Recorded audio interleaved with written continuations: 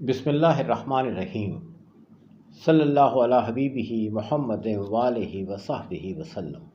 السلام علیکم ورحمۃ اللہ وبرکاتہ۔ ناظرین و سامعین کرام، پاکستان کا سب سے بڑا شہر کراچی پورٹ سٹی ہونے کے ساتھ ساتھ ملک کا سب سے بڑا صنعتی اور تجارتی مرکز بھی ہے۔ کراچی میں کروڑوں افراد رہتے ہیں۔ اس شہر کے رہنے والے ٹیکس کی مد میں پاکستان کو سب سے زیادہ ریونیو دیتے ہیں۔ اس شہر نے ملک کے ہر حصے کے رہنے والوں کو روزگار فراہم کرنے میں نمایاں کردار ادا کیا ہے۔ اس شہر کے رہنے والے ملک بھر میں سب سے زیادہ خیرات بھی کرتے ہیں۔ پاکستان کے فلاحی اداروں کی سب سے زیادہ تعداد کراچی میں ہی ہے۔ ان میں عیدی فاؤنڈیشن، SIUT، انڈس ہسپتال، Chhipa welfare, Saylani trust, TCF، Fatimid foundation, Afzaal memorial trust, Burney welfare trust اور دیگر کئی بڑے ادارے شامل ہیں۔ لیکن گزشتہ کئی دہائیوں سے اس شہر کے انفراسٹرکچر کا حال بہت خراب ہے۔ بجلی، پانی، نکاسی آب کے نظاموں میں کئی خرابیاں آ چکی ہیں۔ برساتی نالوں پر تعمیرات کی وجہ سے بارش کے پانی کی سمندر کی طرف روانی بہت محدود ہو چکی ہے۔ ان خرابیوں کے سبب 4-5 گھنٹوں میں صرف چند انچ بارش ہی کراچی میں اربن فلڈنگ کا سبب بن سکتی ہے۔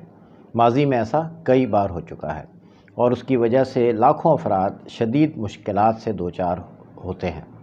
گزشتہ ہفتے بننے والے سمندری طوفان کی وجہ سے محکمہ موسمیات نے کراچی میں بہت زیادہ بارشوں کی پیشگوئی کی تھی۔ ان پیشگوئیوں پر اللہ کے کئی بندے اللہ تعالیٰ سے رحم اور خیر و عافیت مانگ رہے تھے۔ اللہ نے اپنے بندوں کی دعائیں قبول فرمائیں اور کرم فرمایا۔ اللہ کا بے انتہا شکر کہ اس سمندری طوفان کا رخ شہری علاقوں سے ہٹ کر سمندر کی طرف ہو گیا۔ کروڑوں شہری شدید بارشوں کے نقصانات سے محفوظ رہے۔ یاد رہے کہ کراچی میں ایسا پہلی بار نہیں ہوا۔ گزشتہ تقریباً 100 برس میں پاکستان کی مشرقی اور مغربی سمتوں سے اٹھنے والے کم و بیش 21 طوفان کراچی پہنچنے سے پہلے ہی یا تو اپنا زور کھو بیٹھے یا ان کی سمت تبدیل ہو گئی۔ یقیناً اللہ اپنے بندوں کی دعائیں سنتا ہے اور قبول فرماتا ہے۔ پکارنے والے بندوں کی تکالیف اور مصائب کو اللہ دور فرما دیتا ہے۔ اللہ تعالیٰ سے التجا ہے کہ ہماری غلطیوں کو معاف فرما دیں، سب انسانوں پر رحم فرمائیں، پاکستان میں اور ہر جگہ بارش خیر اور عافیت کا سبب بنے۔ آمین۔